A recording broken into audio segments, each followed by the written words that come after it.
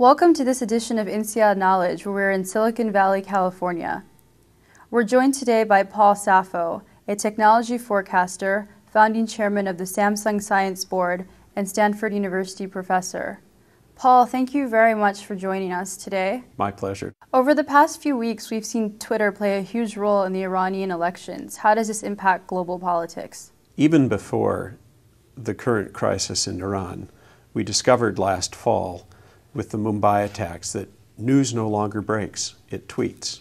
The first word we get about a global event is coming in ahead of email, ahead of the wire services, and ahead of the press. It's coming in on Twitter. And then as we're getting more information, we're getting the eyewitness accounts via Twitter.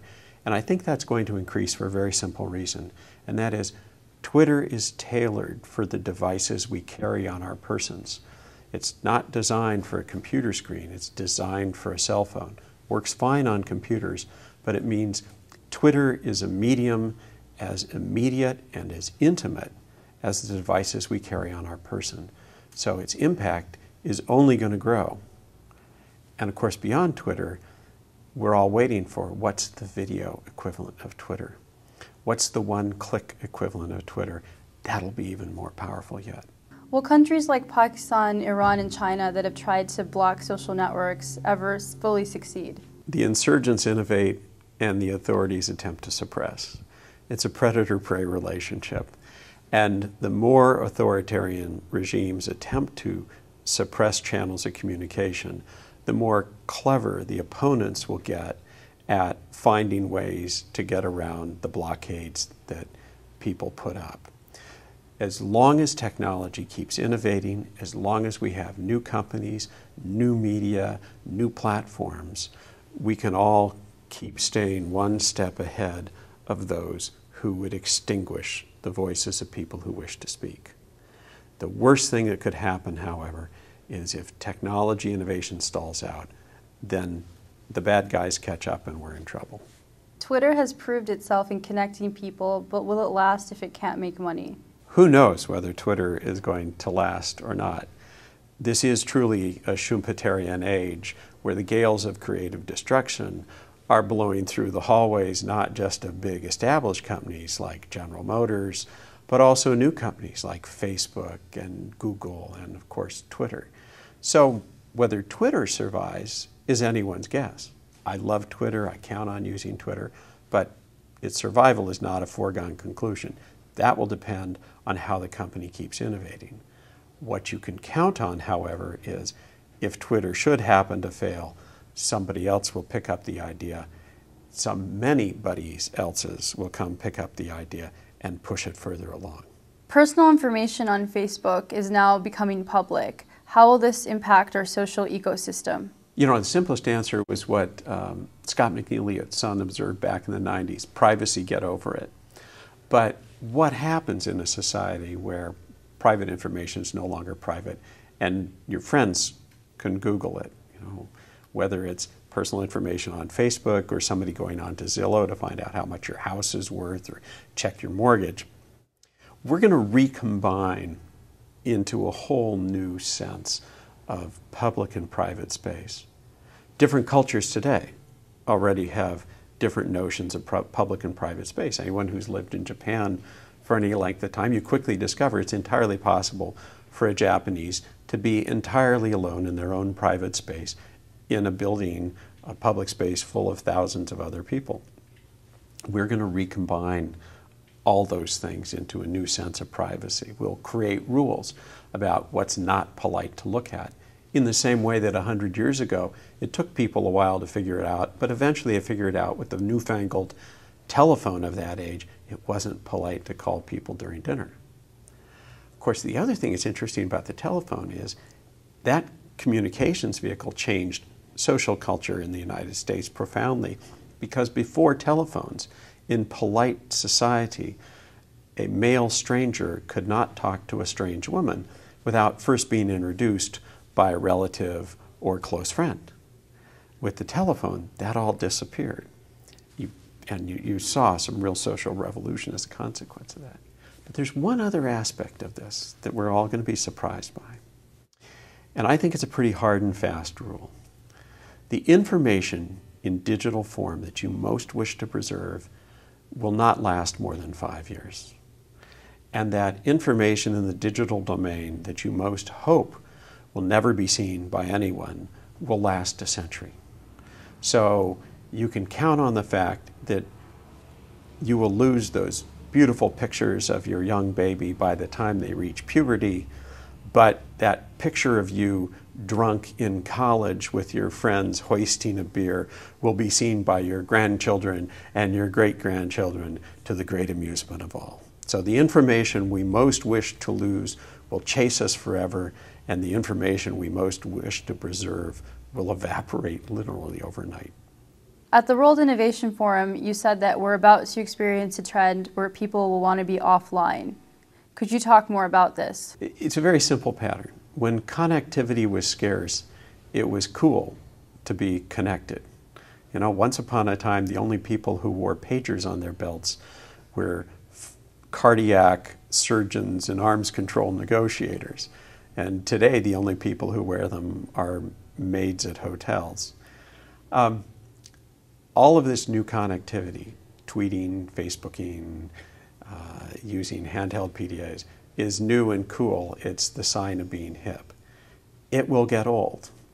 And then you will see people being hip by saying, well, actually, I don't have my phone on or my phone with me.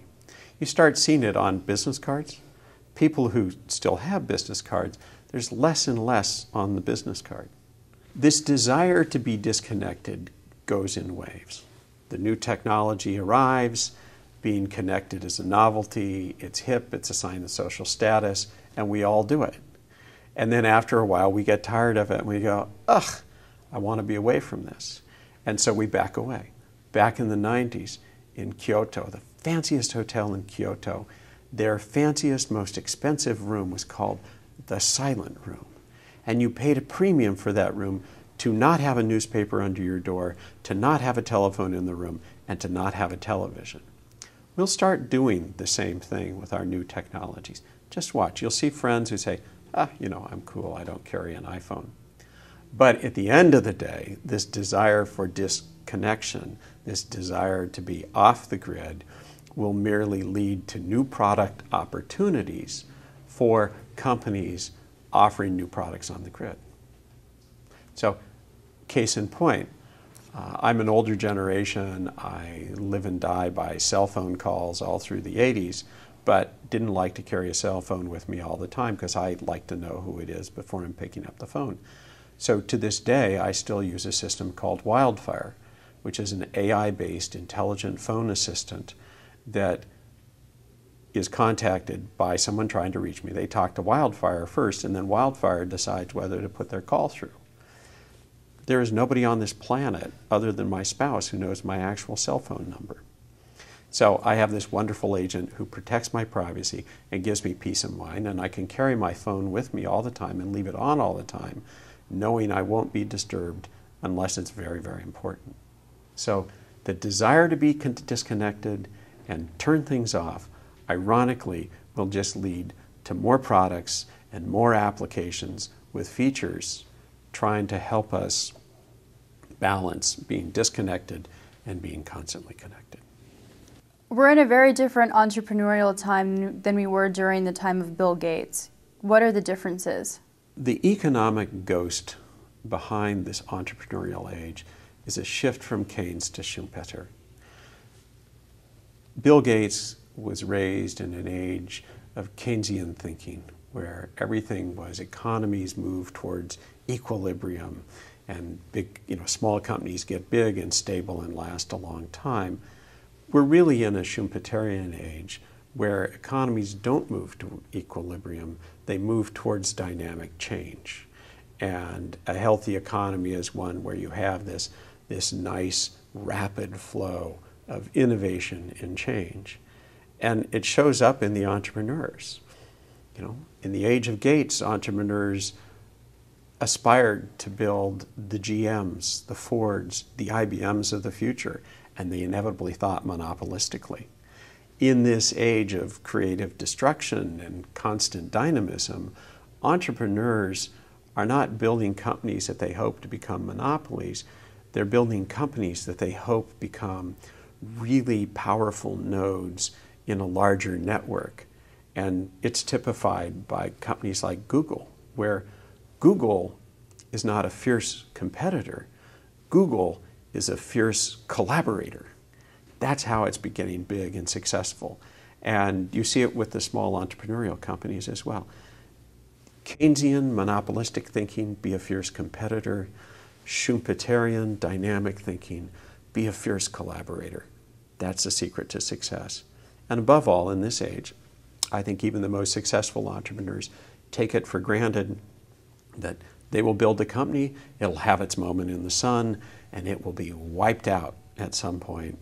And so any good entrepreneur at the end of the day, their posture is, I am creating things, I'm innovating things, but above all, I am steadily fleeing into the future. What is the right way to fail? The right way to fail is to fail forwards. To make sure that you try something, you fail, but you fail a little bit ahead of where you were, so you learn something you picked up. Innovation is all about failing. And the obvious statement is that innovation doesn't happen when failure is lethal. In the biological world, the term for innovation is mutation. And mutation is something you do only under stress because mostly it's lethal. And so in a business environment, you have to create an environment where if you try to innovate, you don't die. Now, it's a terrible oversimplification, but France has a little bit of an innovation problem because when you go bankrupt in France, it is historically a terrible stain on one's reputation, and it can follow one. I have friends in Sweden where this is true. The father failed, and when the son became a business person, everybody said, oh, he's the son of so-and-so who failed. It took him a long time to overcome it. So the obvious thing is the right kind of failure occurs in environments where failure is not lethal. However, equally important but less obvious is an environment in which there are no consequences to failure is as bad for innovation as the environment in which failure is lethal. So like intrapreneurship inside big companies, oh, go out and innovate, and it's okay if you fail. Well, nothing good ever comes out of it because people are just messing around. They're not serious innovators. Silicon Valley is a mix of the two. It's the Goldilocks zone of innovation. It's the Goldilocks zone of failure. Remember the story of Goldilocks? This porridge is too hot, this porridge is too cold, this porridge is just right. Well, the Goldilocks zone of innovation is an area where there are consequences to failure, but it's not lethal. You pay a price, but you get to innovate again. And that's how we do it in Silicon Valley.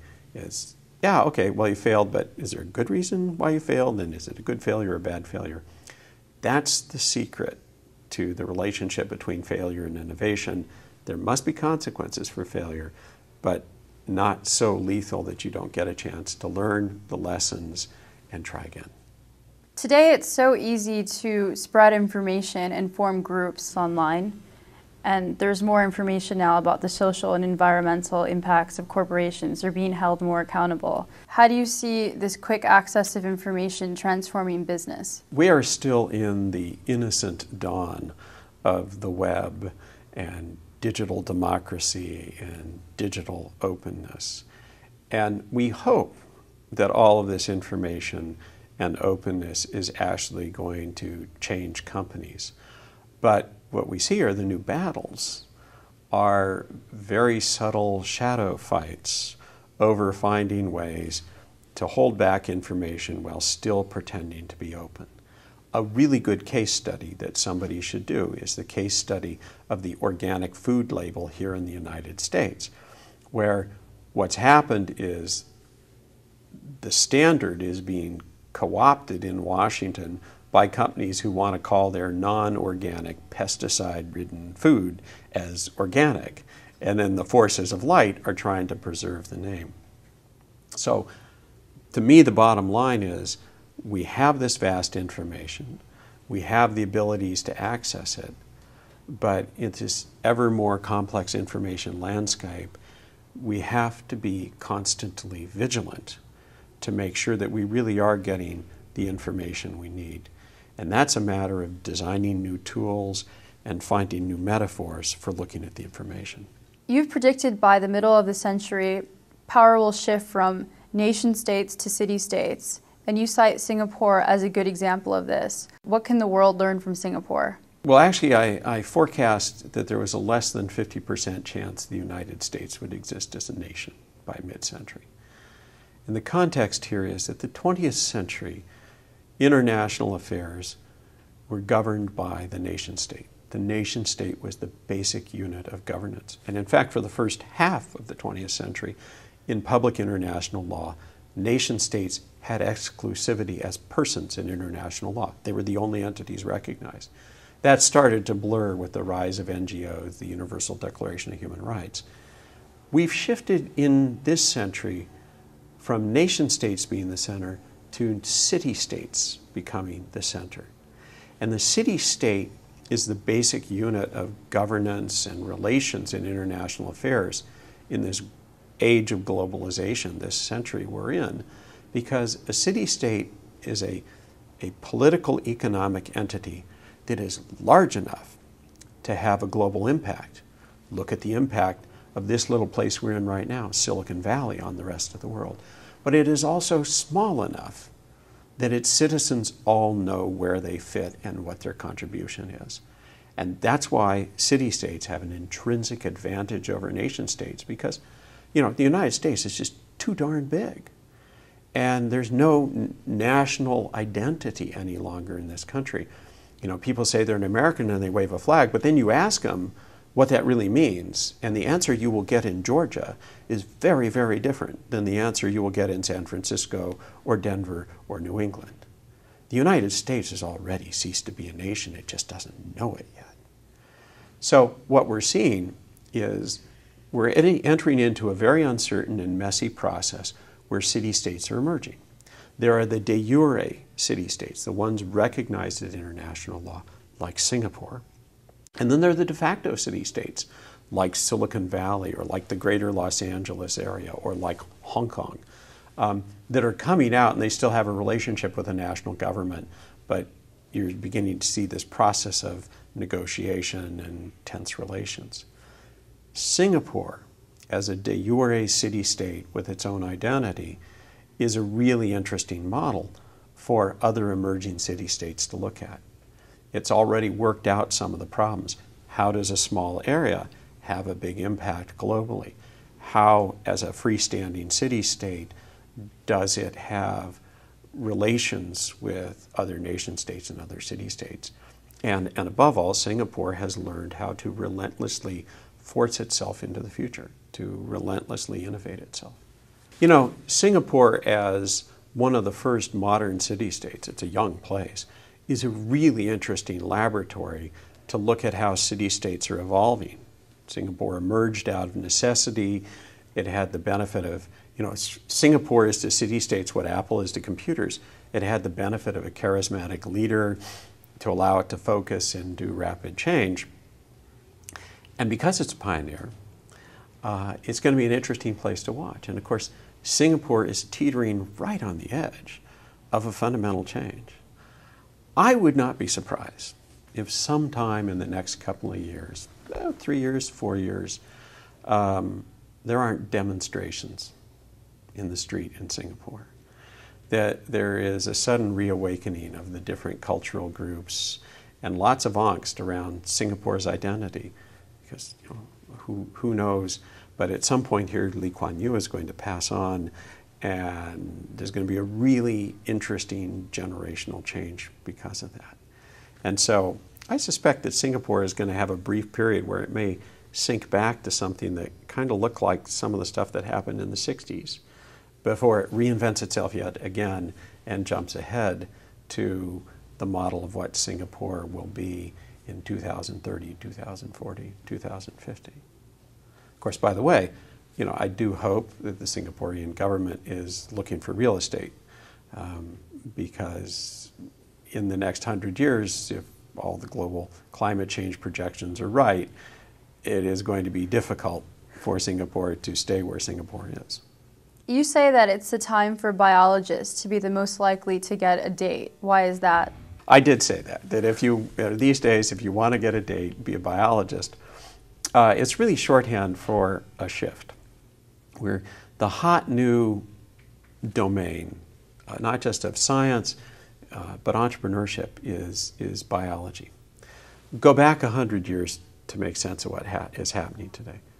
About every 30 years, a science discipline turns to technology and becomes the basis for the fastest growing entrepreneurial activity. 100 years ago, that science was chemistry. As it turned to technology, became the basis for the great industrial concerns, the IG Farbens, the DuPonts of this world. And chemists were who were cool. You know, all the Tom Swift books were about chemistry. No coincidence, World War I was the chemists' war with mustard gas and phosgene and the like. The middle third of the last century was shaped by physics and physicists. And the big companies that came out of it were physics-based, materials-based, and you had things like Rand Corporation reinventing R&D. And also, just as World War I was fought by chemists, World War II was ended by physicists. The third wave of this shift was the shift from physics to information technology. And by the way, each wave reinforces the next one. The experimental understandings of chemists became the basis for the theoretical work of the physicists. And in fact, it was three physicists, Brattain, Bardeen, and Shockley, who launched the electronics revolution with the invention of the transistor in the late 1940s. And of course, you know, you look around, and when physics was hot, you know, the way to get a date was, well, yes, actually, I am a rocket scientist. And then in the 80s, nerds became cool because of information technology. Now, the cool new field is biology. So if you want a date, become a biologist. You can still do great work as an information technologist. There's lots to do, but you know, you're not going to get the attention of that cool chick at the cocktail party if you say, I write software for Microsoft. And you've said that you don't like the term sustainability.